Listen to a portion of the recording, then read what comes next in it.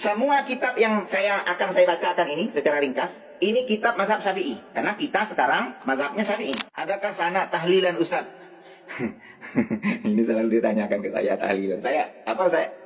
Antum kalau siap, ada waktu saya ambil kitab-kitabnya, kita baca. Gimana kira-kira?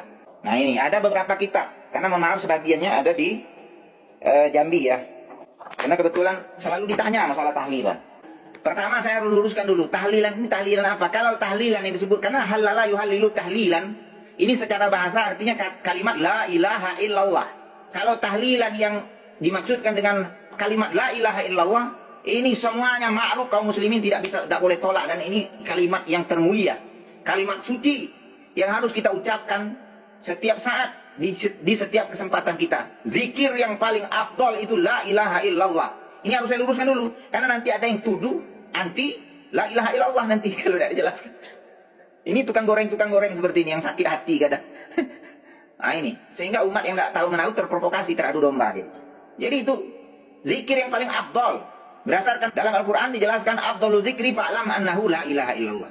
Sebaik-baik zikir itu ketahuilah olehmu bahwa adalah kalimat la ilaha illallah. Dalam hadis juga disebutkan man qala la ilaha illallah fi akhiri hayatihi dakhalal jannah. Barang siapa yang akhir hidupnya mengucapkan kalimat la ilaha illallah, masuk surga. Nah sekarang kalau tahlil yang dimaksudkan itu, Masya Allah, tidak ada masalahnya. Dan sanadnya sampai kepada Rasulullah, bahkan di dalam Al-Quran jelas.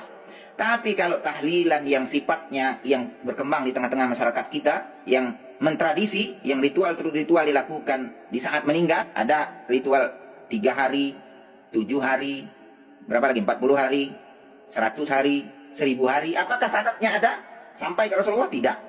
Saya tegaskan di sini tidak. Bahkan Ustadz Abdul Somad sendiri menjawab pertanyaan tentang ini di Sumatera Barat ya kalau nggak salah. Kalau saya nggak keliru, boleh antum searching videonya. Beliau sampaikan bahwa sanad tahlil yang 3 hari 7 hari itu terputus kepada tabi'in. Tabi'in atau atba' tabi'in. Allah alam saya lupa. Tapi nggak sampai ke Rasulullah. Ustadz Abdul Somad. Kalau mau marah sama Ustadz Abdul Somad. Videonya ada.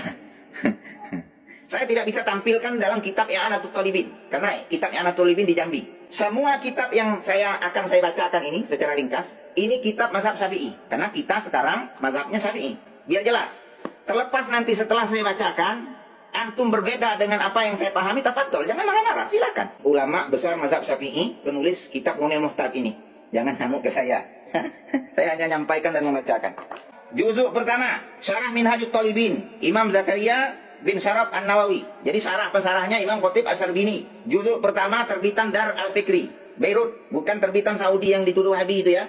Ini agak mulai. Ini kalau udah bahas ini saudaraku udah mulai hot ini. Memang sensitif sekali. Tapi saya selalu ditanya, harus saya jelaskan. Apa katanya di sini? Kata Imam Khatib Asy-Syarbini, "Amma islahu ahlil mayyiti ta'aman wa jam'un nasi 'alaihi fa bid'atun ghairu mustahabbin." Dan adapun menyajikan makanan, mengumpulkan orang-orang di tempat ahlul mayyit, di tempat orang yang dapat musibah, meninggoy maksudnya, fa bid'atun ghairu mustahabbin.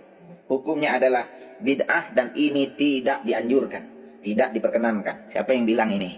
Imam Khatib Asy-Syarbini. Ngamuk dengan beliau ini ya, jangan ngamuk dengan saya.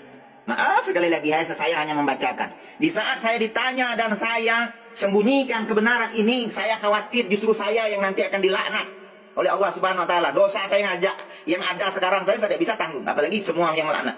Karena jelas dalam ayat Al-Qur'an dijelaskan, "Innal ladzina yaktumuna ma anzalna minal bayyinati wal huda min ba'di ma bayyanahu lin-nas fil kitab, ulaika yal'anuhumullahu wa yal'anuhumul la'in."